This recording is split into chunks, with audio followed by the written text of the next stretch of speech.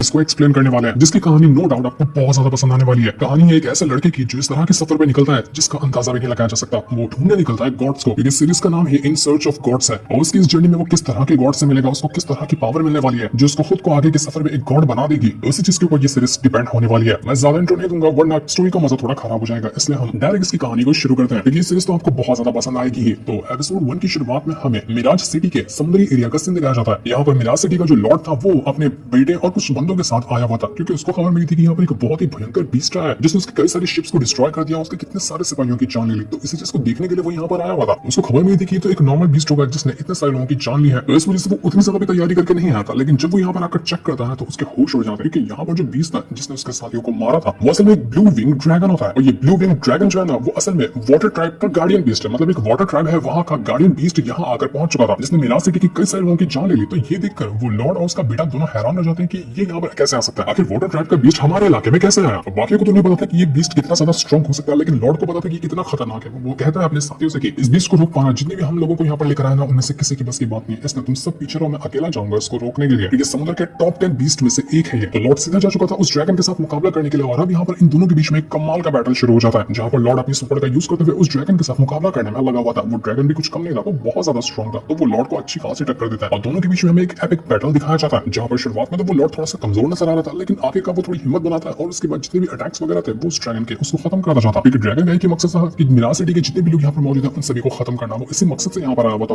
और मिराज सिटी का लॉर्ड है वो, तो उसकी जिम्मेदारी है अपनी सिटी और अपने लोगों को बचाने की, इसलिए वो आखिरी दम तक के वहां पर मुकाबला करता है और कहता है कि मैं तब तक नहीं रहूंगा तब तक कि मैं तुझे काट कर अलग ना कर दूं। तो वो यहाँ पर अपनी एक बहुत ही खास टेक्निक को यूज करता है जिसका नाम था मेरिड विंड्स, और उसका यूज करते हुए उसने सीधा का सीधा उस ड्रैगन के ऊपर अटैक कर दिया था। और ये अटैक जब जाकर लगता है ना उस ड्रैगन को, वो ड्रैगन वहां पर ट्रैप हो जाता है, वो बच ही नहीं पा रहा था, उसको अपने हर एक अटैक करने में काफी ज्यादा दिक्कत आ रही थी। तो यही मौका मिलता है यहाँ पर उस लॉर्ड को कि अब वो जाकर उस ड्रैगन की जान ले ले, लेकिन तभी वो ड्रैगन खुद को उस अटैक से बचा चुका था। जैसे ये चीज यहाँ पर उस लॉर्ड का बेटा देखता है कि नहीं उसके फादर कमजोर पड़ते हुए नजर आ रहे हैं, वो सीधा अपना भाला उठाता और फेंक कर मारता है उस ड्रैगन को ताकि अपने फादर को बचाया जा सके। लेकिन जैसे यहाँ पर ड्रैगन ने देखा कि यहाँ पर उस लॉर्ड के बेटे ने उस पर अटैक किया तो उसका सारा ध्यान उस तरफ चला जाता है ताकि वो लॉर्ड के बेटे को मार सके। लेकिन वो लॉर्ड अपने बेटे को मरता हुआ कैसे देख सकता था, वो तुरंत जाता है एक बार हिम्मत करते हुए ड्रैगन के पास, और जैसे अपने स्लैश का यूज करता है ना लिटरली वो यहाँ पर उस ड्रैगन को बीच में से अलग कर देता है। उसने काट कर खत्म कर दिया था उस ड्रैगन को, जिस वजह से उस ड्रैगन का खेल खत्म हुआ और मिराज सिटी के ऊपर जो मुसीबत आई थी वो यहाँ पर रुक जाती थी, वरना यहाँ पर अंजाम बहुत बुरा हो सकता था, कई लोगों की जान जा सकती थी। अब इन लोगों ने यहाँ पर इस ड्रैगन को तो मार दिया था, लेकिन गड़बड़ ये थी कि अब वाटर ट्राइब वालों को पता चलेगा कि मिराज सिटी के लॉर्ड ने इस ड्रैगन को मारा, तो वो इस मामले को ऐसे तो नहीं जाने देंगे, ये मुद्दा काफी ज्यादा बड़ा हो सकता है। इसी वजह से सारे लोग परेशान थे कि अब हम आगे क्या करेंगे। ये लोग यहाँ पर एक खास बात ये भी बताते कि अगर हमारे साथ हमारे डिवाइन एम्परर होते ना तो ये ऐसे छोटे मोटे वाटर ट्राइब वाले लोग कहीं हमारे सामने हिम्मत कर पाते आवाज उठाने की, लेकिन पता नहीं हमारे डिवाइन एम्परर पिछले कई सालों से कहां जाकर गायब हो चुके हैं, वो मिल ही नहीं रहे, किसी को बिना बताए वो निकल गए, आज तक पता ही नहीं कि वो कहां पर मौजूद है। लॉर्ड अपने बेटे से कहता है कि बेटे तू फिक्र मत करो, जो भी होगा ना उसको मैं हैंडल करने की कोशिश करूंगा। वैसे भी रात ज्यादा हो गई है, अब हमें यहाँ से चलना चाहिए, क्योंकि मुझे ऐसी फीलिंग आ रही है कि बहुत बड़ा खतरा अब हमारे ऊपर आने वाला है जिसको हम सबको मिलकर हैंडल करना है। काश वो खतरा आने से पहले हमें डिवाइन एम्परर मिल जाए तो बहुत अच्छी बात होगी। अब हमने कई बार डिवाइन एम्परर के बारे में तो सुन लिया, लेकिन अब हम जानते हैं कि असल में वो डिवाइन एम्परर है कौन। तो जिस मिराज सिटी को हमने देखा ना वो आता है ग्रेट विल्डरनेस नाम की एक जगह के ऊपर। ये एक समझ सकते हैं कि कॉन्टिनेंट है जिसमें 5 बहुत बड़े बड़े क्लान है और 480 छोटी छोटी सिटीज है, इन सबको मिलाकर बनता है ग्रेट विल्डरनेस। जितनी भी सिटीज है हमेशा हमेशा आपस में एक दूसरे से फाइट करती रहती ताकि एक दूसरे की जगह को अपने कंट्रोल में लिया जा सके, जिस वजह से ये पूरा का पूरा ग्रेट विल्डरनेस ना बर्बादी के कगार पे पहुंच चुका था। लेकिन तब सामने निकल कर आया एक बंदा जिसका नाम था शेनोंग, जिसके पास पावर थी फायर एलिमेंट की, और वो पावर इतनी ज्यादा कमाल की थी जिसका हिसाब नहीं रहा। उसने अपनी पावर के दम पर ही देखते देखते कितने सारे जगह को अपने कंट्रोल में ले लिया था। जहां वो कंट्रोल में लेता जो जगह को वहां पर कोई हिम्मत नहीं कर पाता उसके सामने आंख दिखाने की। उसको लोग प्यार से सन ऑफ हेवन भी कहकर बुलाते थे और उसी को डिवाइन एम्परर कहा जाता था। जब से उसने राज करना शुरू किया ये ग्रेट विल्डरनेस बहुत शांति से रहता था, उसके डर की वजह से कोई किसी के ऊपर भी हमला वगैरह नहीं करता। लेकिन आज से करीब 50 साल पहले कुछ ऐसा हुआ जिसके बारे में कोई नहीं जानता। अचानक से वो डिवाइन एम्परर कहीं चला गया, सब कुछ को पीछे छोड़कर वो ऐसी जगह निकल गया जिसके बारे में कोई भी नहीं जानता। और जब से वो गया है एक बार फिर से इस ग्रेट विल्डरनेस के अंदर आपस में झगड़ा करने का जो सीन है वो शुरू हो गया। अब एक बार फिर से लोग एक दूसरे के ऊपर हमला करते हैं और उसकी जगह पर कंट्रोल बनाने की कोशिश करते हैं।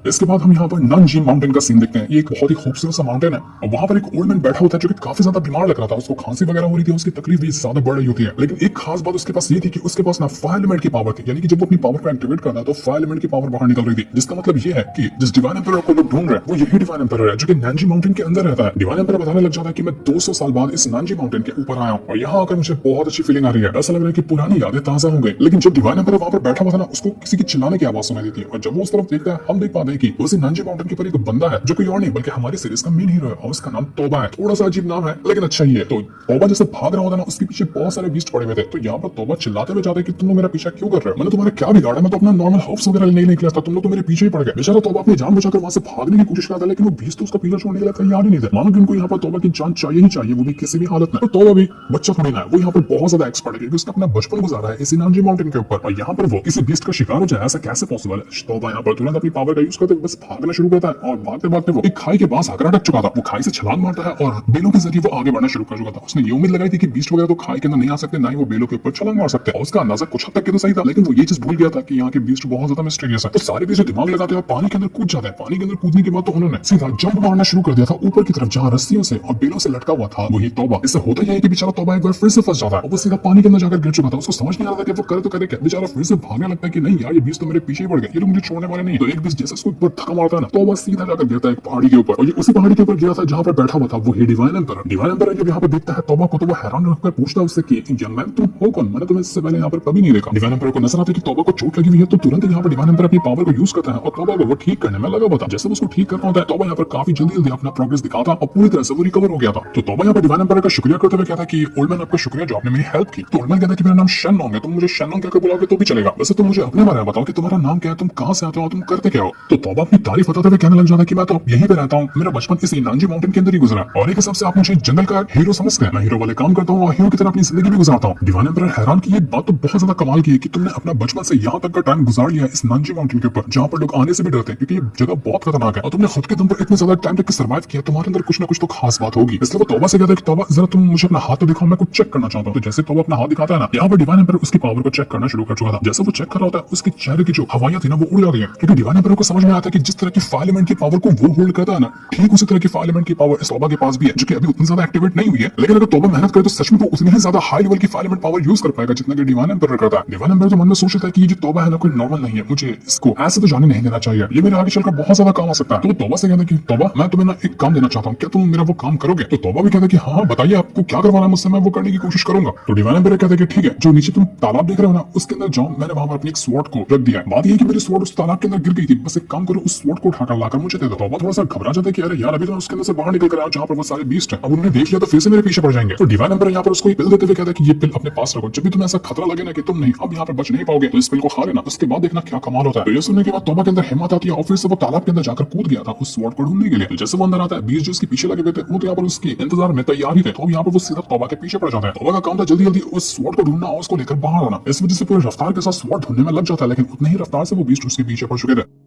इस तरह से आगे बढ़ते हुए जब तौबा जा रहा था ना उसको वहां पर नजर आता है एक व्हाइट ड्रैगन डियर जो कि चेन से उसी तालाब की एकदम गहराई के अंदर बंधा हुआ था। जैसे वो डियर देखता है तौबा के पीछे वो बीस्ट पड़े हैं तो वो सीधा जाता है और उन बीस्ट के ऊपर अटैक करना शुरू कर देता है ताकि तौबा की जान बचाई जा सके। हालांकि वो बंधा हुआ था लेकिन फिर भी उसने यहाँ पर तौबा की हेल्प की। जब तौबा वहां पर देखता है ना वहीं पर रखी हुई थी उसी डिवाइन एम्परर की स्वॉर्ड, तौबा कहता है कि चलो आखिरकार ये मिल तो गई, यही चीज मांग रहे होंगे वो डिवाइन एम्परर। तो वो उस ड्रैगन डियर का शुक्रिया करने के बाद सीधा उस स्वॉर्ड को उठाने के लिए चला जाता है। जैसे वो जा रहा था वो बीस्ट वगैरह एक बार फिर से उसके पीछे पड़ने की कोशिश करता है लेकिन वो व्हाइट डियर जो था ना वो वापस से उन बीस्ट को रोकने में लग जाता है ताकि तौबा को चांस मिल जाए उस स्वॉर्ड को बाहर निकालने का। अब जब यहाँ पर तौबा स्वॉर्ड को बाहर निकालने की कोशिश करता है उसको आवाज आने लगती है कि वो जो डियर है काफी ज्यादा दिक्कत में है। तो सोचता है तौबा की जल्दी में स्वॉर्ड निकाल लेता हूं और इसके जरिए बीस्ट को मार डालूंगा। पर कमाल की बात ये थी कि वो स्वॉर्ड को कितनी बार भी निकालने की कोशिश करता है उस स्वॉर्ड को उठा नहीं पा रहा था, इतनी ज्यादा टाइट हो गई थी स्वॉर्ड इसका हिसाब नहीं था। तौबा की हालत खराब होने लगती कि अब मैं क्या करूं, मैं स्वॉर्ड को कैसे बाहर निकालूंगा, अगर जल्दी मैंने कुछ नहीं किया तो सारे बीस्ट मिलकर उस डियर को तो मार डालेंगे। तब तौबा को याद आता कि अरे हाँ उस डिवाइन एम्परर ने तो मुझे एक पिल दी थी, काम करता हूं उससे पिल को खा लेता। तो तौबा तुरंत यहाँ पर उस पिल को खा जाता है और जैसे उसने यहाँ पर उस पिल को खाया था ना उसके अंदर और का जो भवंडर क्रिएट होता है उसका हिसाब नहीं था। सच में वो यहाँ पर पहली बार अच्छी तरह से अपने फायर एलिमेंट की पावर को यूज कर पा रहा था क्योंकि उसको खुद नहीं पता कि उसके पास फायर एलिमेंट की पावर है और इस पिल ने उसकी पावर को एक्टिवेट करवाने में उसकी हेल्प की। तो इसी पावर का यूज करते हुए वो यहाँ पर जब स्वॉर्ड निकालने की कोशिश करता है तो इस बार फाइनली वो स्वॉर्ड बाहर आने लग जाती है। पूरा इलाका उसके ऑरा से भर चुका था, मानो कि यहाँ पर कोई फॉर्मेशन क्रिएट हो रहा हो जो कि स्वॉर्ड को बाहर निकालने की वजह से हो रहा है। आखिरकार तौबा ने उस स्वॉर्ड को बाहर निकाला और जैसे उसने बाहर निकालता ना स्वॉर्ड को आसमान के अंदर फायर एलिमेंट का एक क्लाउड क्रिएट हो गया था जो कि तौबा के ऑरा से बना था। जब डिवाइन एम्परर ये चीज देखता है वो बिल्कुल हैरान रह चुका था। वो कहता है कि सच में ये बंदा बहुत लाजवाब है, इतनी कम उम्र में इसकी जो फायर एलिमेंट की पावर है ना वो बिल्कुल पीक पर है, थोड़ी सी अगर इसको गाइडेंस थोड़ी सी मेहनत मिल जाए ना उसके बाद ये बंदा सच में बहुत ज्यादा कमाल का होगा। अब तौबा वही यहाँ पर स्वॉर्ड उठाता है और पटक पटक कर मारना शुरू कर देता है जितने भी बीस्ट वगैरह यहाँ पर आए थे ना उनको। अब उस स्वॉर्ड के सामने तो वो बीस्ट रद्दी पर भी टिक नहीं पा रहे थे। बीस्ट ने यहाँ पर उस व्हाइट डियर को भी छोड़ दिया था और अपनी जान बचाकर भागने की कोशिश करता है लेकिन तौबा कहीं छोड़ने वाला था। वो एक के बाद एक करते हुए सारे बीस्ट को कचर देता है, पत्थरों के नीचे से उसने उसको दबा दिया था और साथ ही साथ वो यहाँ पर उस व्हाइट डियर को भी आजाद कर देता है उसके चेन से। पर गड़बड़ यहाँ पर ये हो जाती है कि तौबा ने यहाँ पर जैसे उस स्वॉर्ड का यूज किया ना स्वॉर्ड आधी टूट जाती है। तौबा भी हैरान कि ये क्या हुआ, स्वॉर्ड कैसे टूट गई और स्वॉर्ड टूटने के साथ ही वो यहाँ पर बेहोश होने लग गया था। तब वहाँ पर वो जो व्हाइट डियर होता है ना, वो तौबा को उठाता है और उसको उठाकर तालाब के बाहर लेकर आता है। तौबा जल्दी से डिवाइन एम्पायर के पास आता है और यहाँ पर आने के बाद वो उससे माफी मांगना शुरू कर देता है। तौबा यहाँ पर उस डियर से भी कहता है कि तुमने मेरी जान बचाई, तुम्हारा इसके लिए बहुत बहुत शुक्रिया, लेकिन मैं तुमसे पूछना चाहता हूँ कि तुम्हें यहाँ पर ट्रैप किसने किया था। और डियर यहाँ पर उसको कुछ भी नहीं बताता, बस यहाँ पर वो उससे दोस्ती करना चाह रहा था और ऐसा लग रहा था कि दोनों के बीच में पक्की वाली दोस्ती हो चुकी है। इसके बाद तौबा जो था वो चला जाता है उस डिवाइन एम्पायर को उसकी वो स्वॉर्ड वापस करने के लिए। घबराया हुआ तो थोड़ा सा था ही, क्योंकि उसने स्वॉर्ड का कबाड़ा कर दिया ना, उसने स्वॉर्ड को तोड़ दिया, जबकि डिवाइन एम्पायर ने तो अच्छी सही सलामत स्वॉर्ड लाने के लिए उससे कहा था। जब तौबा यहाँ पर आया था ना, उसको नजर आता है कि डिवाइन एम्पायर एक खास तरह की धुन अपने बांसुरी के जरिए बजा रहा है, जो कि बहुत प्यारी धुन थी। तो ये देखते साथ ही तौबा जल्दी से आता है डिवाइन एम्पायर के पास, उससे माफी मांगते हुए कहता है कि ये स्वॉर्ड मुझसे टूट गई, मैं ले तो आया स्वॉर्ड लेकिन टूट गई, उसके लिए आप मुझे माफ कर देना। लेकिन तब डिवाइन एम्पायर जो थे उनको तकलीफ होने लगी, वो खून की उल्टियां करने लग गए थे। तौबा हैरान कि डिवाइन एम्पायर आप ठीक तो ना, आपको कुछ हुआ तो नहीं। तो डिवाइन एम्पायर कहते हैं कि नहीं तुम्हारी कोई गलती नहीं है, वैसे मैंने अपनी जिंदगी में बहुत सारे अलग अलग तरह के हर्ब्स वगैरह को टेस्ट किया ना, उनकी काबिलियत जानने के लिए, तो कभी कभार ये सारी चीजें मुझ पर बैकफायर करते जाती है, इस वजह से मेरी हालत अभी खराब है और मुझे लगता है कि मैं कुछ ज्यादा टाइम तक जिंदा रह पाऊंगा। इन सारे हर्ब्स का जो टॉक्सिन है ना मेरे शरीर के अंदर भर चुका है, शायद कुछ दिनों का ही मैं मेहमान हूं। वैसे फिक्र की क्या ही बात है, क्योंकि मैं 200 साल तक के जिंदा रहा हूं, 200 साल कम थोड़ी ना होता है। और वैसे भी तौबा जो था वो यहाँ पर डिवाइन एम्पायर को पहचान थोड़ी रहा था, जब डिवाइन एम्पायर चला गया था तब तक तो तौबा पैदा भी नहीं हुआ था, तो इसलिए वो नहीं पहचान रहा था कि उसके सामने जो इंसान बैठा है ना वही असल में डिवाइन एम्पायर है, जो कि इतना ज्यादा फेमस हुआ बंदा था। डिवाइन एम्पायर तौबा से कहता है कि तौबा मैं तुम्हें एक और छोटा सा काम देना चाहता हूँ, उम्मीद है कि तुम ये काम करोगे। वो यहाँ पर तौबा को एक वो टोकन देता है और उस टोकन को देते हुए कहता है कि इस टोकन को ले जाना, इसी टोकन के जरिए ना मिराज सिटी की हेल्प होगी, अगर ये टोकन नहीं रहा तो मिराज सिटी के अंदर रहने वाले 5000 लोगों की जान खतरे में आ सकती है। डिवाइन एम्पायर अपने खून से यहाँ पर कुछ एक लेटर के अंदर लिखना शुरू कर देता है, जिसमें वो कह रहा था कि अगर जैसे ये खबर फैली ना कि मैं डिवाइन एम्पायर मर चुका हूँ, तो सबसे पहले वो जो वाटर ट्राइब है सीधा जाएगा अटैक करने के लिए मिराज सिटी के ऊपर, ताकि वहां पर कब्जा किया जा सके, लेकिन मैं ऐसा नहीं चाहता। तो डिवाइन एम्पायर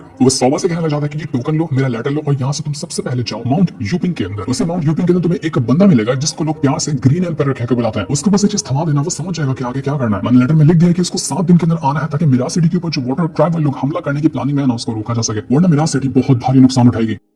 तौबा थोड़ा सा परेशान हो गया था कि इतना बड़ा जिम्मेदारी वाला काम वो कैसे कर पाएगा, लेकिन डिवाइन एम्पायर कहता है कि तुमने तो कहा कि तुम एक हीरो हो ना, मैंने सच में मान लिया कि तुम एक हीरो हो, और हीरो ऐसे छोटे मोटे खतरों से कहाँ ही डरता है। तौबा मैं तुम्हारा फ्यूचर ना देख पा रहा हूँ, बहुत ज्यादा आगे जाओगे, लेकिन ये बात याद रखना कि दिल में कभी बुराई आने मत देना। तुम जो भी कल्टीवेशन करो, जिस भी रास्ते पे चलो ना, उसमें अच्छाई होनी चाहिए, तभी जाकर तुम आगे बढ़ पाओगे। बुराई लोगे दिल के अंदर तो बहुत नुकसान होगा, ये बात मेरी हमेशा हमेशा के लिए याद रखना। हालांकि काम यहाँ पर बहुत ज्यादा मुश्किल भरा था, लेकिन तौबा ये काम करने के लिए तैयार हो जाता है कि नहीं, पहली बार जिंदगी में इतना हार्ड काम मिला है, एडवेंचर से भरा हुआ काम मिला है, मैं इसको कैसे छोड़ सकता हूँ। डिवाइन एम्पायर भी कहता है कि मुझे पता था कि तुम यहाँ पर ये करोगे। वो तौबा को एक बुक भी देता है जिसको हम एक मैप समझ सकते हैं, जो कि इसी पूरी जो ग्रेट विल्डरनेस है ना उसका मैप होता है, और इसके अंदर 480 सिटीज को मार्क करके रखा गया था। अब जिस भी सिटी के पास जाना है उस तौबा को, तो वो उस सिटी के बारे में अच्छे से जानकारी इस मैप को देखकर ही लगा सकता है, मतलब जहां वो मैप को छुएगा ताकि इस सिटी के बारे में कुछ जान सके। हो सकता है कि वो उसी जगह पर पहुंच जाए, टेलीपोर्ट होगा। इस तरह का मैजिकल वो बुक थी जो कि डिवाइन एम्पायर ने तौबा को दी थी ताकि उसका सफर थोड़ा सा आसान हो जाए। डिवाइन एम्पायर जो एक पिल दिया था ना उसने तौबा को उसके करीब 16 और पिल दे देता है उसी तौबा को, क्योंकि उसके पास अभी उतनी ही पिल थी। वो तौबा से कहता है कि मेरी ना जो मेरिडियन है वो पूरी तरह से डैमेज हो चुके हैं, मेरे अंदर टॉक्सिन भर गया, अगर ये नहीं भरा होता ना अपनी कल्टीवेशन तुम्हें पास ऑन कर देता, मेरी पूरी कल्टीवेशन तुम्हारे हाथों में दे दिया होता, लेकिन मैं नहीं कर सकता क्योंकि मेरी कल्टीवेशन में टॉक्सिन भर चुके हैं। लेकिन उम्मीद करता हूँ कि जो 16 पिल है ना वो तुम्हें स्ट्रॉन्ग बनने में हेल्प करेंगे। तौबा थोड़ा सा उदास हो जाता है क्योंकि उसका कोई वैसे भी दोस्त नहीं था, और जब यहाँ पर वो डिवाइन एम्पायर से मिला ना बहुत अच्छा कनेक्शन बन गया था, लेकिन अब डिवाइन एम्पायर भी इसको छोड़कर जा रहा है। तो डिवाइन एम्पायर कहता है कि उदास होने की कोई बात नहीं, जिंदगी में लोगों का आना जाना लगा ही रहता है। डिवाइन एम्पायर यहाँ पर तौबा से कहता है कि तौबा एक और छोटी सी चीज तुम्हें भूल ही गया, ये स्वॉर्ड है ना इसको तुम अपने पास रखो। इस स्वॉर्ड का नाम है वू फेंग स्वॉर्ड, और जिंदगी में कभी भी तुम एक ऐसी फेरी से मिले जिसका नाम कॉन्ग सेंग होगा ना, उसको ये स्वॉर्ड जाकर दे देना, क्योंकि ये स्वॉर्ड उसी फेरी कॉन्ग सेंग की अमानत है। मैं उससे मिल तो नहीं पाया काफी सालों से, लेकिन कम से कम ये दे दूंगा ना तो मेरे दिल को सुकून मिलेगा। और इतना कहते कहते यहाँ पर वो जो डिवाइन एम्पायर है ना वो बिल्कुल पत्थर का बनकर खत्म हो जाता है, मतलब वो डिवाइन एम्पायर जिसकी लेगेसी चलती थी आज उसने अपनी जान गंवा दी। अब यहाँ पर डिवाइन एम्पायर किसी को नहीं मिलने वाला। जब डिवाइन एम्पायर का भी भरोसा लगा था मिराज सिटी वालों ने, अब उनका क्या होगा, किसी ऐसे बंदे को सामने आना पड़ेगा जो कि मिराज सिटी को प्रोटेक्ट करेगा। तौबा को काफी ज्यादा बुरा लगता है यहाँ पर डिवाइन एम्पायर की इस तरह की हालत देखकर। वो उससे कहता है कि आपको फिक्र करने की जरूरत नहीं है, मैं पूरी की पूरी अपनी जान लगा दूंगा, लेकिन ये मिशन फेल होने नहीं दूंगा, हमारा मिशन जरूर पास होगा, आप सारी की सारी जिम्मेदारी मुझ पर छोड़ सकते हैं। इसके बाद हम एक माउंटेन के ऊपर खड़ी ना एक लड़की को देख पाते हैं, बताया तो नहीं गया लड़की कौन है, लेकिन बाय चांस हो सकता है कि वही फेरी कॉन्ग सेंग होगी जिसके बारे में डिवाइन एम्पायर कह रहा था। वो भी इंतजार में है कि डिवाइन एम्पायर कब वापस आएगा, लेकिन अब तो कभी वापस लौट कर नहीं आने वाला क्योंकि वो मर चुका है। और जब वो जानेगी तो उसको बहुत बुरा लगने वाला है कि हो सकता है कि वो उसकी लवर हो। तो यहाँ का मैटर खत्म होने के बाद ना हम एक दूसरी जगह का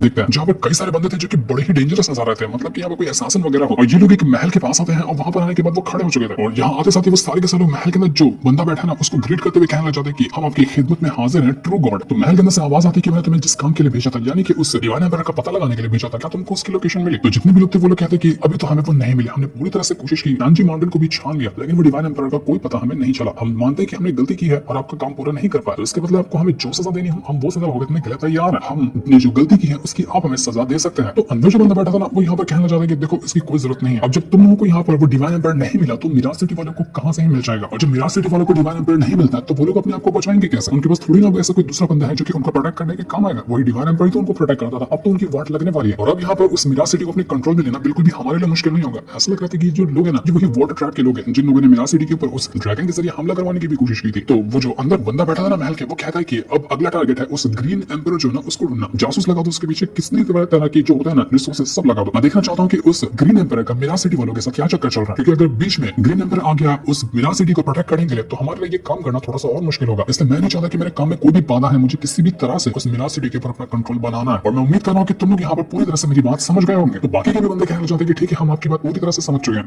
इसके बाद हमें मिराज सिटी का सीन दिखाया जाता है जहाँ पर लॉर्ड बैठा हुआ था और उसके जितने भी एल्डर वगैरह थे वो सभी यहाँ पर मौजूद थे। वो लोग इस बात पर डिस्कशन कर रहे थे कि आखिर वाटर ट्राइब वाला गार्डियन बीस्ट जो है हमारे ऊपर अटैक करने के लिए कैसे आया। तो नतीजा ये निकल कर आता है कि वाटर ट्राइब है ना वो किसी भी तरह से हमारे ऊपर अटैक करना चाहता है, क्योंकि उसका जो लीडर है वो तियान उसकी बहुत टाइम से हमारे मिराज सिटी के ऊपर नजर बनी थी। एक बार वो अगर हमारे मिराज सिटी के ऊपर कंट्रोल कर लेना उसके बाद वो हमारी वाट लगा देगा। तो ये करने के लिए वो कितनी भी घटिया हरकत कर सकता है, जैसे कि आज उसने यहाँ पर हमारे साथ किया। तो वहाँ पर एक ओल्ड मैन होता है जिसका नाम था दुआन। वो कहना शुरू कर देता है कि अगर हमारे पास डिवाइन एम्पायर होते ना तो किसी की मजाल नहीं थी कि वो हमारे ऊपर आंख उठाकर देख पाता। ये अरे गहरे वाटर ट्राइब वाले वो तियान वो हमारा क्या ही बिगाड़ सकते थे, लेकिन न जाने कौन सी मुसीबत हमारे ऊपर आ गई है समझ में नहीं आ रहा। उस वाटर ट्राइब ने अब तक के metal tribe, would tribe, earth tribe और फायर ट्राइब के भी जो लोग हैं ना उनके ऊपर भी कई बार हमला कर चुका है। जितने भी यहाँ पर ट्राइब है वो सभी फायर एलिमेंट की पावर के हिसाब से बने हुए हैं और वाटर ट्राइब चाहता है कि पूरे के पूरे फायर एलिमेंट की पावर उसके कंट्रोल में आ जाए। कम से कम अगर हमारे पास वो वुड ट्राइब के वो जो ग्रीन एम्पायर है वो नहीं आ जाते ना तो हमारे लिए कुछ ना कुछ तो फायदा होता है, लेकिन वो न जाने कौन सी जगह पर जाकर सैक्लूशन के अंदर अपनी कल्टीवेशन करें पता ही नहीं चल रहा। हमें तो मालूम भी नहीं कि वो ग्रीन एम्पायर कहाँ रहते हैं। वो अगर पता होता तो हम उनके पास जाकर मदद मांग लिए होते ताकि वो उस वाटर ट्रैप से लड़ने में हमारा साथ दे सके। ये लोग यहाँ पर टेंशन में थे कि तभी वहां का दरवाजा खुलता है और अंदर से 6-7 बंदे बाहर निकल कर आ गए। ये लोग यहाँ पर आके कहने लग जाते कि क्या करोगे तुम लोग, तुम जाकर डिवाइन एम्पायर से हमारी शिकायत करोगे, बल्कि शिकायत तो हमें तुम्हें करनी चाहिए क्योंकि तुमने ही हमारे वाटर ट्रैप के इतने पावरफुल ड्रैगन बीस्ट को काट डाला। वो हमारा गार्डियन बीस्ट था और इतनी बड़ी हरकत करने के बाद तुम सोचते तुम बच जाओगे। यानी कि ये बंदे जो आए हुए थे वो शायद वाटर ट्रैप से ही आए हुए थे। और उनमें एक बंदा होता है जिसका नाम था शी शीलियांग जो कि यंग मास्टर टाइप लग रहा था और उसी का कहना सारे के सारे लोग मान रहे थे। तो इस चीज को लेकर मिराज सिटी वाले काफी ज्यादा भड़क जाते हैं और कहने लग जाते हैं कि तुम्हारी हिम्मत कैसी हुई जो हमारे महल के अंदर घुसकर आए हो, इतना जिगरा तुम्हें कैसे मिला, और वैसे भी इतना जो तुम कह रहे हो हमने कौन सा गलत काम किया, क्योंकि पिछले 1 महीने से कोई बीस्ट था जिसने हमारे कई सारे शिप्स को डिस्ट्रॉय किया, हमारे कई सारे लोगों की जान ले ली। तो क्या हम अपने लोगों को प्रोटेक्ट करने के लिए इतना भी नहीं कर सकते? हम अपने लोगों को बचाने के लिए वहां पर आर्मी लेके गए थे और वहां जाकर तुम्हारे उस ड्रैगन को खत्म किया हमने, जिसको रिलीज करने वाले भी तुम लोग ही थे। तुमने ही वहां पर उस ड्रैगन को भेजा था ना ताकि हमारे को और ज्यादा नुकसान पहुंचाया जा सके। अब तुम्हारा प्लान फेल हो गया तो यहाँ पर हमारे ऊपर इल्जाम लगाने के लिए आए हुए हो।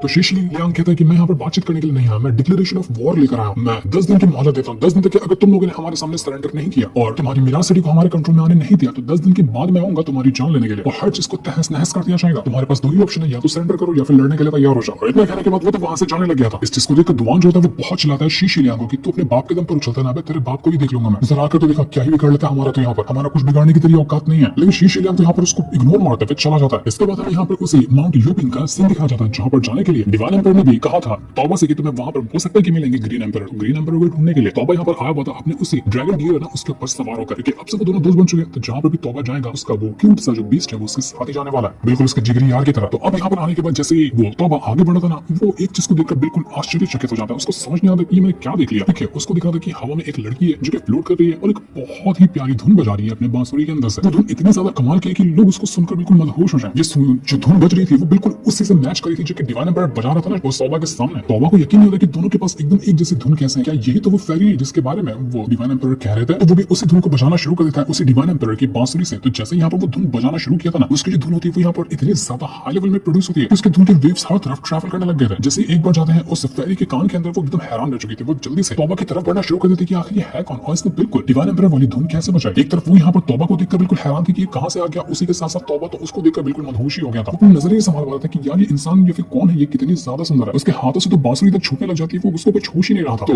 वो जो फेरी थी जो कि असल में वुड ट्रैप की एक फेरी है वो कहती है तौबा से कि तुम जो भी धुन बजा रहे हो ना ये तुमने कहां से सीखा, क्योंकि ये धुन मुझे किसी की याद दिलाती है। तौबा तो अभी तक की मदहोश ही था, उसको याद भी नहीं कि सामने उसकी वही फेरी खड़ी है उसको वो क्या पूछ रही है। तो उसका ध्यान तो उसको थोड़ा होश में लाने के लिए वो फेरी अपनी पावर का यूज करती है और एक हल्का सा झटका मारती है। तब जाकर तौबा को समझ में आता है कि अरे हाँ अभी मेरे को होश आया कि मैं हाँ क्या देख रहा हूँ अपने सामने। एक बार फिर से वो फेरी यहाँ पर तौबा से वही सवाल करती है कि तुमने ये धुन कहां से सुनी। तो तौबा बताता है कि मैंने एक ओल्ड मैन से सुनी है जो कि बिल्कुल मर रहे थे और आखिरी दम पर उसने यहाँ पर ये धुन बजाई थी जिसको मैंने सीख लिया। फेरी सुनकर काफी ज्यादा इमोशनल हो जाती कि वो मर रहे थे, क्या तुम्हें उनका नाम पता है कि उनका नाम क्या था? तो तौबा कहते कि हाँ मैंने सुना तो था उनका नाम शेनलॉन्ग था। ये सुनते साथ ही वो जो फेरी थी ना उसका दिल बिल्कुल टूट जाता है क्योंकि पता चल चुका था उसको कि डिवाइन एम्परर मर चुके हैं। उसका शक यकीन में तब बदल जाता है क्योंकि यहाँ पर तौबा के पास ही उसकी स्वॉर्ड थी। फेरी तुरंत यहाँ पर तौबा से वो डिवाइन एम्परर वाली स्वॉर्ड हासिल कर लेती है और उस स्वॉर्ड को अच्छे से देखने लग गई थी। जैसे वो स्वॉर्ड को छूती है ना, स्वॉर्ड के अंदर से कुछ लिखावटें बाहर निकल कर आने लग गई थी और लिखावटों को देखकर एक बार वो फेरी कहती है आंटी। मतलब यहाँ पर जिस लड़की का नाम लिखा हुआ था ना उस स्वॉर्ड के ऊपर, वो असल में इस फेरी की आंटी लगी और इसको याद करते ही वो फेरी यहाँ पर रोना शुरू कर दी। उसको अपनी आंटी की याद आने लग गई थी और ये आंटी कोई और नहीं बल्कि वही फेरी कॉन्गसंग है जिसके बारे में डिवाइन एम्परर कहा था कि अगर तुम्हें वो मिले ना तो उसको ये स्वॉर्ड लौटा देना। लेकिन अब हालात देखकर ऐसा लग रहा है कि शायद फेरी कॉन्गसंग जो है ना वो भी अब जिंदा नहीं रही, उसकी कोई रिश्तेदार है ये फेरी जिसके पास अब वो स्वॉर्ड चली गई। और जब इसने याद किया उसी फेरी कॉन्गसंग को तो उसको बहुत बुरा लगा अपनी आंटी को याद करके। वो सारे लम्हे याद करने लग जाती है किस तरह से डिवाइन एम्परर और उसकी आंटी एक दूसरे से प्यार किया करते थे और एक दूसरे के खिलाफ कभी नहीं जा सकते थे। स्वॉर्ड जो थी उसको खास करके वो जो फेरी कॉन्गसंग है उसने बनाया था डिवाइन एम्परर के लिए। और जब से डिवाइन एम्परर के पास वो स्वॉर्ड आई थी ना वो लिटरली बहुत ज्यादा स्ट्रॉन्ग हुआ था और यहीं से उसके स्ट्रॉन्ग बनने का सफर शुरू हुआ था। वो स्वॉर्ड को दिन रात यूज करता, दिन रात उसको चलाता रहता, तब जाकर उसने उस स्वॉर्ड में मास्टरी हासिल की थी। लेकिन दिक्कत ये थी कि यहाँ पर जितने भी ट्राइब वगैरह ना उनका एक रूल है कि अगर ट्राइब की जो सेंट है मतलब कि सबसे ज्यादा स्ट्रॉन्ग लड़की उसके पास हक नहीं होता है शादी करने का। अब किसी ने भी शादी के बारे में सोचा भी ना तो उसको हमेशा हमेशा के लिए पिंजरे के अंदर कैद कर दिया जाता है। बड़ा ही डेंजरस रूल था। पर फेरी कॉन्गसंग जो थी वो सच में अपने ट्राइब की सबसे ज्यादा स्ट्रॉन्ग लड़की थी और उसके ऊपर भी रूल लागू होता था। लेकिन वो फेरी कॉन्गसंग मानने वाली नहीं थी क्योंकि उसको प्यार था डिवाइन एम्परर से। तो इसी वजह से वो अपना ट्राइब, अपना घर बार सब कुछ छोड़कर हमेशा हमेशा के लिए चली जाती है कि मैं शादी करूंगी तो डिवाइन एम्परर से, वरना मरना पसंद करूंगी। यही वजह से वो डिवाइन एम्परर अपने मरते मरते तक ही उसी फेरी को याद कर रहा था। वो भी नजर देखकर हैरान हो जाते कि यहाँ का सीन तो कुछ ज्यादा इमोशनल हो गया, क्या चल रहा है यहाँ पर।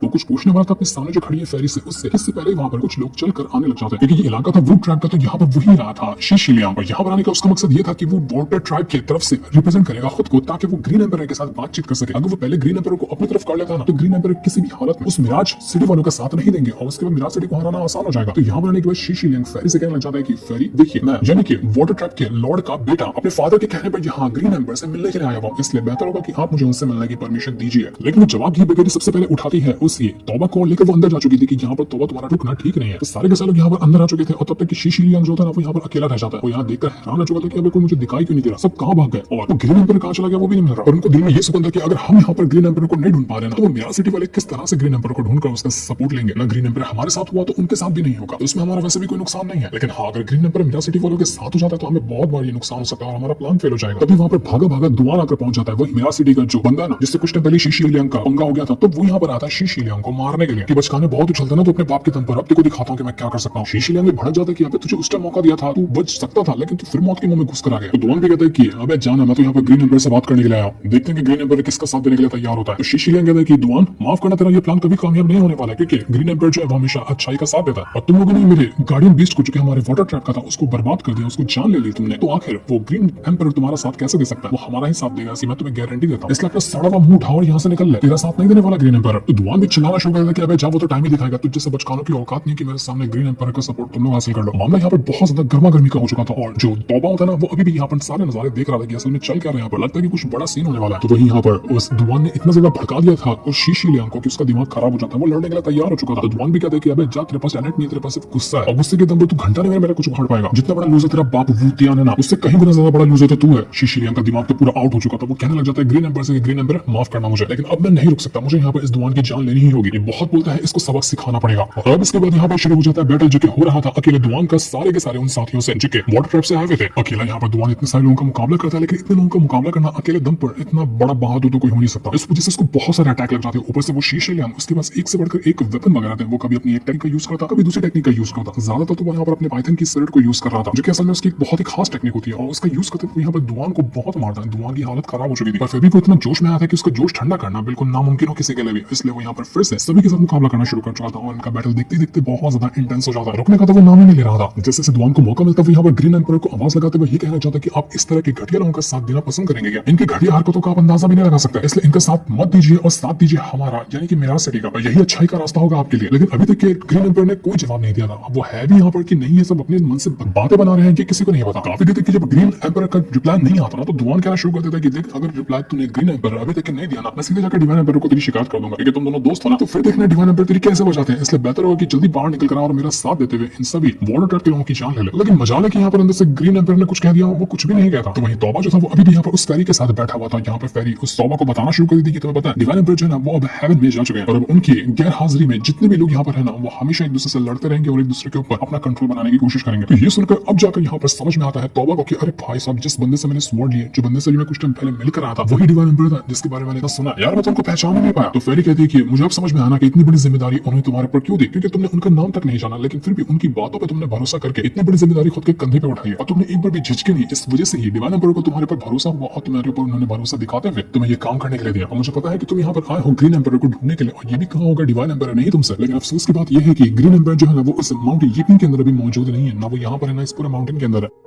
तौबा परेशान कि अब मैं उनको कैसे ढूंढूंगा, वो मुझे कहां पर मिलेंगे। तो फेरी कहती है कि बाहर जो तुम्हें दुआन नजर आ रहा है ना उसको किसी भी तरह से बचा लो, अगर वो बच जाता है ना तो वही तुम्हें डिवाइन एम्पायर तक के पहुंचा देगा। इसलिए अगर तुम्हें ग्रीन एम्पायर को ढूंढना है तो इस दुआन को किसी भी तरह से बचाना होगा। और बचाओ के कैसे, सामने तो पूरी तरह से वाटर ट्रैप के लोगों ने उसको घेर कर रखा हुआ है, कुछ दिमाग लगाओ या फिर जाकर तुम्हें उनसे लड़ना होगा। उधर वहां पर दुआन तो पागल हो गया, तो वो भी चिल्लाते हुए जा रहा था कि ग्रीन एम्पायर अचार डाल रहेगा कमरे के अंदर बैठकर, अबे हिम्मत है तो बाहर निकल कर मेरी मौत का तमाशा देखने के लिए छुपाई गया, बाहर आने तो मैं तुझे छोड़ूंगा नहीं। जब से प्यार से बुला लिया लेकिन तू आने के लिए तैयार ही नहीं हुआ, जबकि उसको क्या पता कि ग्रीन एम्पायर तो यहाँ मौजूद ही नहीं है। देखते ही देखते उस शीशी ने पूरी तरह से अपने पाइथन के अंदर ट्रैप कर दिया था दुआन को, और अब बस यहाँ पर लगा था कि उसकी जान जा सकती है। और दुआन कहता है कि नहीं, मैं अपने सिटी की खातिर अपनी जान गंवाना पसंद करूंगा लेकिन हार कर जाना नहीं पसंद करूंगा। वो यहाँ पर अपनी और ज्यादा पावर को यूज करता है ताकि किसी भी तरह से अपने आप को छुड़ाकर अपने आप को बचा सके और शीशी की वाट लगाई जा सके। इसके बाद तो यहाँ पर उसने मिस्टिकल वेन टेक्निक को यूज कर लिया था। ये टेक्निक ठीक उसी तरह की लगी थी जिस तरह की टेक्निक को उस सिटी का लॉर्ड ने भी यूज किया था। और जैसे उसने इस टेक्निक को एक्टिवेट किया ना, सारे के सारे वाटर ट्रैप के बंदों की हालत खराब हो जाती है। और यहाँ तक कि उस शीशी को भी काफी गहरी जाकर चोट लगी थी। वो अपने आप को बचा तो चुका था लेकिन यहाँ पर बैटल बहुत ज्यादा डेंजरस हो चुका था। जब से बर्दाश्त कर रहा था दुआन अब बर्दाश्त करने वाला वो नहीं था। और इस टेक्निक को यूज करने के कुछ ही देर बाद उसकी भी हालत खराब होने लगती, क्योंकि वैसे वो उतना ज्यादा रिकवर तो हुआ नहीं इतने लोगों से फाइट करने के बाद। तो यहाँ पर तौबा जो था वो कहना चाहता है कि मुझे किसी भी तरह से इस दुआन को बचाना है। क्या आपको कोई तरीका पता है कि किस तरह से मैं इसको बचा सकता हूँ? तो यहाँ पर मुझे फेरी थी वो एक छोटा सा दिमाग लगाती है और आइडिया बता देती है उसी तौबा को। इसके बाद जैसे ही वाटर ट्रैप के लोग पूरी तरह से घेर कर दुआन की जान ही लेने वाले थे कि तभी अंदर से आवाज आती है, स्टॉप, रुक जाओ। मैंने कहा सभी को। अभी आवाज थोड़ी भारी थी तो ये सुनकर सभी को लगता है ग्रीन एम्पायर यहाँ पर आ रहा है और उन्होंने ये झगड़ा खत्म करने के लिए कहा है। पर हम देख पाते हैं कि असल में ये कारनामा किसी और का नहीं बल्कि अपने तौबा का ही था। वो अंदर से थोड़ी भारी आवाज में कह रहा था कि मैं डिवाइन एम्पायर हूँ, सब लोग यहाँ पर फाइट रोक दो। तो सारे के सारे यहाँ पर अपनी फाइट रोक देते क्योंकि डिवाइन एम्पायर के सामने कौन ही यहाँ पर फाइट करना चाहेगा। उनको तो ये डर हो गया था कहीं ऐसा तो नहीं कि काफी टाइम से वो डिवाइन एम्पायर हमारे पर नजर बना कर रखे हुए थे। सारी की सारी फाइट देख रहे थे। शीशी भी यहाँ पर तौबा को ही डिवाइन एम्पायर समझकर कहने लग जाता है कि डिवाइन एम्पायर बताइए आप किसका साथ देने के लिए तैयार है। तो तौबा कहता है कि वो सब छोड़ो, पहले जो दुआन है ना इसको मेरे महल के गेट के पास लाकर खड़ा कर दो, मुझे उससे कुछ खास बात करनी है। तौबा दिमाग लगा रहा था कि एक बार दुआन यहाँ पर आ जाए तो उसको अंदर घसीट लेगा, उसके बाद दुआन की जान बच जाएगी। तो जैसे ये काम होता है ना, जल्दी से तौबा आता है उस दुआन के पास, उसको बचाने की कोशिश में लग चुका था। पहचान लेता है कि मैं तो ग्रीन एम्पायर नहीं हूँ और किसी ने मुझे देख लिया तो दिक्कत हो जाएगी। और उसी के साथ साथ वो जो दुआन था वो भी समझ चुका था कि ये तो कोई बच्चा है, ये तो ग्रीन एम्पायर नहीं है, ये कहां से आ गया। तो तौबा कहता है कुछ आवाज बात करना, मैं तुम्हें बचाने के लिए आया हूं, आवाज करोगे तो हम दोनों के लगेंगे। तो तौबा यहाँ पर दिमाग लगाते हुए शीशी से कहना चाहते हैं कि देखो मुझे ग्रीन एम्पायर ने यहाँ पर भेजा है बात करने के लिए, मैं इस दुआन को अंदर ले जा रहा हूँ, इसके साथ कुछ बात करना चाहते हैं तो तुम लोग यहाँ से कल्टी मार लो। शीशी गुस्सा हो जाता है कि हम तो पहले यहाँ पर आए थे और बात करने का ग्रीन एम्पायर से हमारा ज्यादा हक बनता है। लेकिन तौबा कहता है कि तुम लोग यहाँ पर नहीं गए ना तो ग्रीन एम्पायर को बहुत गुस्सा आएगा, वो तुम्हारी वाट लगा देंगे। तो डिसाइड तुम्हें करना है कि तुम क्या करने वाले हो। लेकिन उस शीशी के साथ एक ओल्ड मैन आया हुआ था, वो कहने लग जाता है कि जरा मुझे ढंग से बताओगे कि तुम जो बच्चे से दिख रहे हो तुम क्या लगते हो ग्रीन एम्पायर के, वो बाहर क्यों नहीं आया, उसने तुम्हें क्यों बाहर भेजा। ओल्ड मैन तो सीधा ही यहाँ पर उस महल का दरवाजा बंद कर देता है क्योंकि उसको शक हो गया था कि तौबा ना बहरूपिया कोई हमको बेवकूफ बनाने के लिए। तो तौबा भी समझ चुका था कि यार मेरे तो लगता है कि बहाना और थोड़ा बड़ा करना पड़ेगा। वो लोग उससे एक बार फिर से नाम पूछते तौबा से, लेकिन तौबा अपना नाम बताता नहीं। तो अब यहाँ पर उनका शक यकीन में बदल गया था कि ये पक्का कोई बहरूपिया है जिसने हमारे साथ धोखा करने की कोशिश की, हम इसको चाहिए नहीं। तो शीशी और बाकी ये बंदे सभी तौबा से लड़ने के लिए तैयार हो चुके थे। वो सभी अपनी पावर का यूज करते थे, उसके ऊपर अटैक करना शुरू करते। सबसे पहले तो यहाँ पर जाता है शीशी और वो छोड़ने वाला नहीं था तौबा को। नजारा देखकर यहाँ पर दुआन कहना चाहता है तौबा से कि यार तुम बड़े हिम्मत वाले बंदे हो, अगर हम यहाँ पर दोनों जिंदा बचकर निकल जाते हैं ना तो खूब बढ़िया वाली पार्टी दूंगा तुझे मिराज सिटी के अंदर। 3 दिन तक लगातार पीते रहना, तेरे से 1 रुपया नहीं लूंगा। तौबा भी खुश किया, वहाँ दारू की बात है, मैं यहाँ पर शांत कैसे बैठ जाऊँ, मैं तो पक्का पीने वाला। वो तुरंत यहाँ पर स्वॉर्ड को बाहर निकाल लेता जो कि डिवाइन एम्पायर की थी। लेकिन यहाँ पर शीशी देखकर थोड़ा सा हैरान था क्योंकि वो अपना चाबुक से कई बार अटैक किया था उस तौबा के ऊपर, लेकिन जितनी बार भी वो अटैक किया ना कुछ ही पल के अंदर तौबा के अटैक हील हो गए थे। तो इसी वजह से वो कहना शुरू कर दिया कि ये बंदा बड़ा मिस्टीरियस नहीं है, इसके ऊपर अटैक का असर क्यों नहीं हो रहा, इतना जल्दी वो खुद को रिकवर कैसे कर लेता है। इसी के साथ साथ इसके हाथ में जो स्वॉर्ड लग रही है ना वो कोई मामूली स्वॉर्ड तो नहीं लग रही, आखिर ये स्वॉर्ड कैसे हो सकती है इसके पास। तो तौबा कहता है कि यार ये स्वॉर्ड तो मुझे ग्रीन एम्पायर ने ऐसे खुशी में दी है, मैं उनका डिसेबल होना तो ऐसे खुशी खुशी मुझे ये स्वॉर्ड दे दी। वो सच्चाई नहीं बताता कि ये स्वॉर्ड तो डिवाइन एम्पायर की है। तौबा कहता है कि अगर तुझे ये स्वॉर्ड चाहिए ना तो आप मुझसे भिड़ ले और मुझे हरा कर दिखा, मैं ये स्वॉर्ड तुझे दे दूंगा। तो अब यहाँ पर तौबा अकेला हो गया था और उसके साथ पूरी की पूरी आर्मी थी जो उसको लड़ने के लिए उसकी जान लेने के लिए तैयार था। एक तरफ से एक अटैक आता तो दूसरी तरफ से दूसरा अटैक आ जाता। सब यहाँ पर तौबा को मारकर उसकी स्वॉर्ड छीनने की कोशिश में लगे हुए थे, लेकिन तौबा को अकेले यहाँ पर मुकाबला करना था इतने सारे लोगों का। तो इस चीज को देखकर वो जो शीशी लियांग होता है ना, उसके पास पाइथन वाली टेक्निक थी, उसको वहां पर अपना क्लोन बनाना शुरू कर देता है। वो अपने पाइथन के कई सारे क्लोन बनाकर शीशी लियांग उस तौबा को ट्रैप कर चुका था। ऐसा लगा था कि तौबा बाहर नहीं निकल सकता, लेकिन तब इस चीज को देखकर मुझे घर के अंदर बैठी हुई फेरी थी, वो कहती कि मुझे लगता है मुझे तौबा की हेल्प करनी चाहिए। जब वैन एम्बर ने उसके ऊपर भरोसा दिखाया तो तौबा को बचाना मेरी जिम्मेदारी है, तो वो तुरंत यहाँ पर अपनी पावर को एक्टिवेट कर दिया। जैसे उसने अपनी पावर को एक्टिवेट किया, उसकी पावर ट्रांसफर हो जाती है सीधा का सीधा तौबा के अंदर। तौबा भी यहाँ पर सारे अटैक को आसानी से रोक चुका था। वो लिटरली अब यहाँ पर ऐसा अटैक को रोक रहा होता है मानो कि यहाँ पर उसके ऊपर अटैक का असर होने ही नहीं वाला। इनडिस्ट्रक्टेबल बॉडी उसके पास आ चुकी थी, बिल्कुल पत्थर के माफिक। पीछे से वो फेरी जितने तरह के अटैक को यूज करती उसी तरह से यहाँ पर तौबा सभी अटैक को डिस्ट्रॉय करता, सबकी वाट लगाया जा रहा था। बहुत ही कमाल का वो सीन होता है जहाँ पर तौबा अकेले और सारे बंदे उसका एक बाल तक पकड़ नहीं कर पा रहे थे। तौबा को तो ये काम करके बड़ा मजा आ रहा था। उसके पास एक से बढ़कर एक टेक्निक आ जाती तो अपने खुद के भी क्लोन बनाना शुरू कर देता है। और ये सारा काम हो रहा था उसी फेरी के जरिए, क्योंकि फेरी अपनी पावर को ट्रांसफर कर रही थी ना तौबा के अंदर। तो ऐसे वजह से तौबा सच में इतना डेंजरस हो चुका था कि उसका मुकाबला करना शायद ही किसी के लिए पॉसिबल हो। शीशी लियांग को तो वो पटक पटक कर मारता है, बहुत मारता है उसको, जिस वजह से उसकी हालत खराब हो चुकी थी। यहाँ पर उसने वाटर ट्रैप के लॉर्ड के बेटे को ही मार कर अधमरा कर दिया था। ऐसा लगा था कि वो तौबा उसकी जान ही ले लेगा, लेकिन अटैक करने से पहले वो यहाँ पर अपने स्वॉर्ड को थोड़ा सा पीछे कर देता है, वरना तो स्वॉर्ड सीधा आर पार जाती और शीशी लियांग मर गया होता। और तौबा ने उसकी जान बच दी कि जा बेटा जी ले अपनी जिंदगी। मुझे ओल्ड में आया हुआ था शीशी लियांग के साथ, वो यहाँ पर तौबा से माफी मांगना शुरू कर देता है कि देखिए मैं नहीं चाहता था कि आपके पास इतनी ज्यादा पावर होगी। हमने तो सोचा कि आप कोई नॉर्मल कल्टिवेटर होंगे तो इसलिए आपसे कुछ ज्यादा ही बातें पूछ ली, लेकिन हमें पता होता कि आप सच में इतने ज्यादा स्ट्रांग है तो हम आपके खिलाफ कभी नहीं जाते। हमसे जो गलती हो गई है उसके लिए हम सबको माफ कर दीजिए और ज्यादा गुस्सा ना होइए, हम सभी यहाँ से चले जाएंगे। मैं तो तुम्हारे मास्टर से मिलना चाहता हूँ जिसने तुम्हें इतनी कमाल की ट्रेनिंग दी। आखिर वो है कौन जिन्होंने तुम्हें इतने कम एज के अंदर इतना ज्यादा चीजें सिखा दी है। तो पीछे से दुआन कहना शुरू कर दिया कि जाओ रे जाओ यहाँ से। एक तो तुमसे ढंग की फाइट नहीं हुई, तुम तौबा को हरा नहीं पाए तो तुम उसके मास्टर के बारे में क्या ही पुश कर लोगे। उसके मास्टर का तो तुम बाल तक बाका नहीं कर पाओगे। तुम तौबा को ही नहीं हरा पाए तो उसके मास्टर को हराना सोचना ही मत। मैं तो लगा कि उल्टे कदम उठाओ यहाँ से कल्टी मार ले, वही अच्छा होगा। तो वाटर ट्रैप के जितने भी लोग थे ना वो वहां से आगे बढ़ने लगे थे। उनको पता था कि अब वो यहाँ पर नहीं कुछ कर सके तौबा का, लेकिन वो शीशी लियांग एक गुस्से भरी नजरों में देख कर जाता है उसी तौबा को कि तौबा देखते रहना तू बचेगा नहीं। तौबा भी खूब उसका मजाक उड़ाता है, उसको बाय बाय कहता है कि अबे जाना पहले तू आगे बढ़, बाद में जब आएगा तब देखा जाएगा। शीशी लियांग ऐसे तो शांत बैठने वाले हैं, वो कुछ ना कुछ तो हरकत करने के बारे में जरूर सोचेगा। तो ये होने के बाद हम एक बहुत ही अजीब से आदमी को देख पाते हैं जो कि इंसान कम कोई डीमन जैसा ज्यादा लग रहा था और एक बहुत ही बड़ा कॉफन उठाकर चल रहा होता है। वो आगे बढ़ते हुए एक बंदे के पास आता है और यहाँ पर आने के बाद जो बंदा था ना सामने वो खड़ा हुआ था। डीमन जैसे आदमी का नाम होता है डीजी। अब वो अपने सामने वाले बंदे से कहता है कि लॉर्ड बताइए कि आपके क्या ऑर्डर है, मुझे अभी क्या फॉलो करना चाहिए। तब मुझे पता चलता है कि उसके सामने जो बंदा खड़ा है ना वो कोई और नहीं बल्कि तियानवू है, यानी कि वही वाटर ट्रैप का जो लॉर्ड है ना वो शीशी लियांग का बाप। तो तियानवू कहने लग जाता है उसी डिंजी से कि बताओ मुझे उस माउंट यूपिंग के अंदर क्या हुआ, कैसे सिचुएशन है वहां की, तुम्हें पता है ना कि ये मैटर कितना ज्यादा सेंसिटिव है। मैं नहीं चाहता कि हमारा ये प्लान फेल हो, ना ही मैं ये चाहता हूँ कि शीशी लियांग को कुछ हो। मुझे उसकी सेफ्टी चाहिए और जिस काम के लिए मैंने उसको वहां पर भेजा है वो काम मुकम्मल होना चाहिए। जाओ और देखो कि वहां पर चल क्या रहा है। मेरा प्लान बस कामयाब हो, मुझे इससे ही मतलब है। तुम्हें जितने रिसोर्सेज चाहिए जो चाहिए सब कुछ लेकर यहाँ से जा सकते हो, बस मेरा काम हो जाना चाहिए। और अगर इस काम को रोकने में कोई भी बंदा तुम्हारे सामने आता है तो तुम सीधा उसकी जान लेना, एक बार दोबारा सोचना भी मत। क्या तुम ये काम कर पाओगे? क्योंकि मुझे भरोसे लायक बंदा चाहिए जो मेरा काम आसानी से कर सके। लेकिन वो बेचारा डिंजी जो था इस काम को लेने ही क्या वाला था कि इससे पहले वहां पर एक लड़की आ जाती जो कहने लग जाती कि मेरी जरूरत कब पड़ेगी आपको, मैं हूं ना यहाँ पर, उनकी वाट लगाने के लिए मैं अकेली काफी हूँ। लेकिन ये लड़की थी कौन? उसकी तो हमें शक्ल तक नहीं दिखाई दी, सिर्फ उसका बदन दिखाया गया जिसे देखकर तो वो काफी कमाल की लग रही थी। और अब ये जिम्मेदारी उठाने वाली है तौबा की वाट लगाने की और मिरासिटी को अपनी मुट्ठी में लेने की। लेकिन अब क्या होगा मिरासिटी का? क्या तौबा उसको बचा पाएगा? ये तो हमें आगे के एपिसोड में ही पता चलने वाला है। उम्मीद है कि ये सीरीज आपको पसंद आ रही होगी। अगर हाँ तो आप कमेंट्स के अंदर नेक्स्ट एपिसोड लिख सकते हैं।